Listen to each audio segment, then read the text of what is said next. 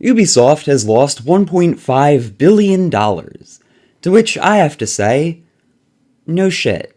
This is a company that has turned mediocrity and disappointment into its primary product. The only two titles that they seem to be giving any support to repeatedly become more and more generic, move further away from being worth playing, and anything they try to do outside of that, they kill off within a year, or it releases in a state where you have to wonder, did anybody even playtest this? Ugh. They annoy me to even think about. I was trying to make a video on the Assassin's Creed games, and then this news dropped, and I was like, ugh, you know what? I am not enjoying my time with this. I'd rather just talk about Ubisoft in general. Now, personally, I don't own most Ubisoft games on my PC, which is why we are moist criticaling the shit out of this video. I even have a white t-shirt on. But let's start by talking about Assassin's Creed. Assassin's Creed was Ubisoft's first big hit. Arguably Far Cry, maybe, but Assassin's Creed really put them on people's radar. They did something that no one really had done before, with the stealth sandbox aspects of it, the free running, the synchronization, and the iconic leaps of faith. And then they followed it up with the Ezio trilogy, which is where Assassin's Creed honestly peaked for me. It still had the stealth aspects of Assassin's Creed 1, although less so, but more than that, throughout these games we were following one cohesive story about a really cool Italian dude kicking ass, killing people, and building up the assassins. And supporting that was the Desmond B-plot. And this is the first thing that I want to talk about. Assassin's Creed has completely lost its overarching connecting plot. For those who don't know, it was highly theorized back in the day that Assassin's Creed was going to build into this thing where Desmond eventually was the main character. And we thought that we were going to get a modern day Assassin's Creed set in like New York with the big tall buildings, and we were going to be able to play as Desmond, who through something called the Animus Bleed effect, meant that as he was experiencing his ancestors' lives, so Ezio and Altair, he was becoming an assassin himself. He was getting more stealthy. He learned how to use eagle vision, which is that weird thing they have where they can see through walls and like mark people. So it felt like the games were logically building to Desmond becoming the main character. And there was this whole plot of how, in the past, Ezio is fighting the Templars, and those are the bad guys who have kidnapped Desmond and have been running these experiments on him. And then Assassin's Creed 3 happens, and Desmond dies to God to stop the apocalypse, and that I wish there was a less stupid way to say that, but that's really how this ends. But then, rather than do any sort of follow-up with the main story, every single game since then has just been its own disconnected plot taking place at some point in history, which isn't bad on its own, but these plots are for the most part incredibly generic. There's no creative direction. They're at best telling a basic story kind of competently, and at worst, they're just not interesting.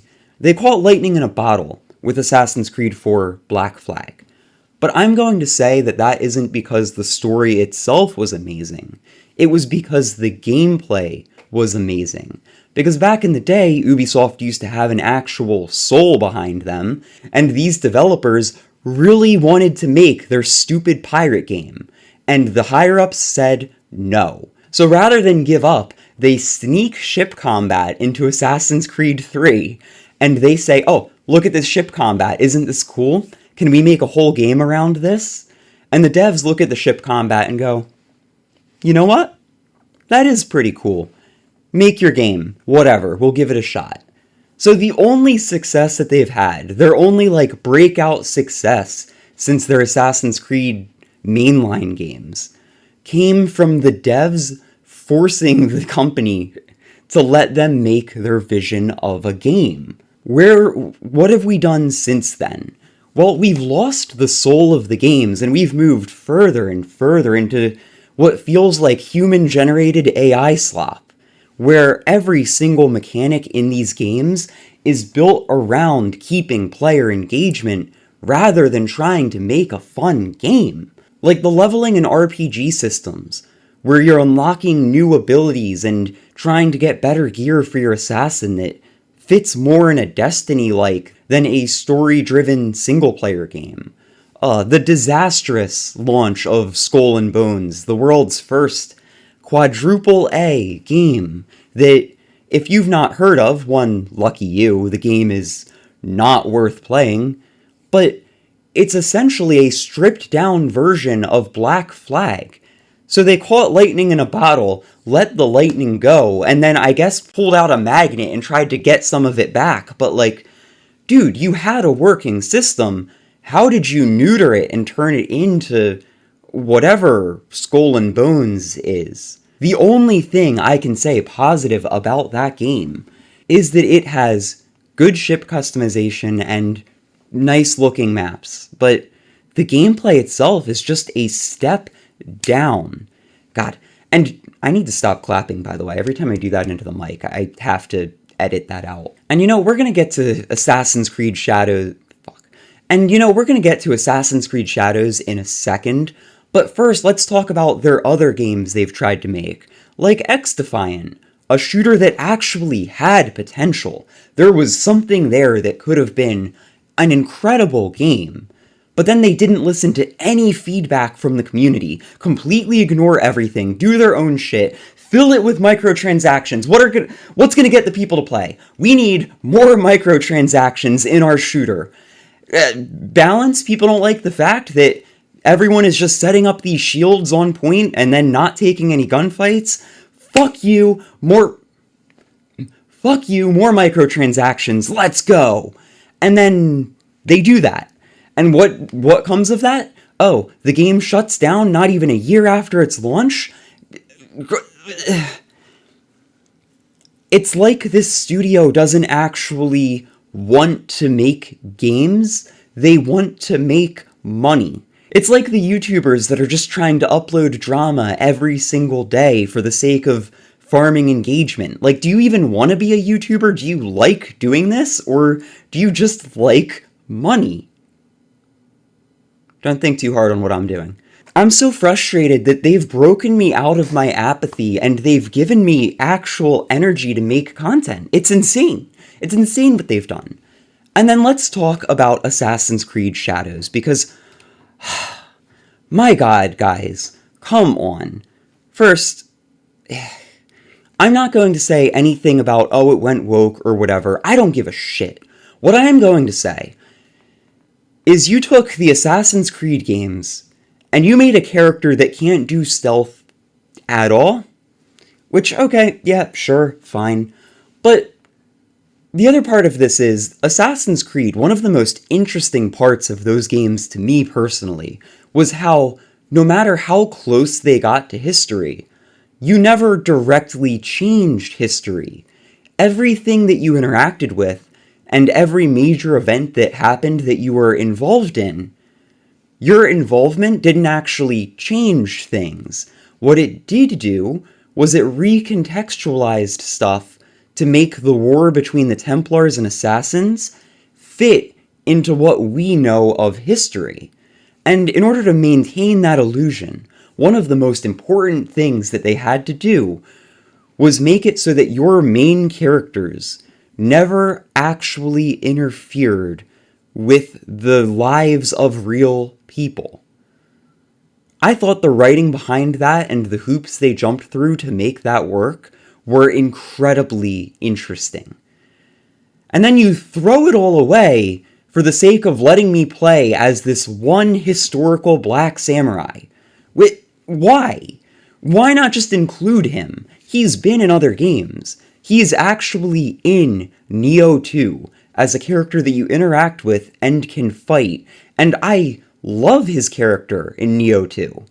But why is he a main character that I play as in Assassin's Creed? This is like if they had you playing as Leonidas, If I'm going to be playing as the real-life historical figure, don't make it an Assassin's Creed game.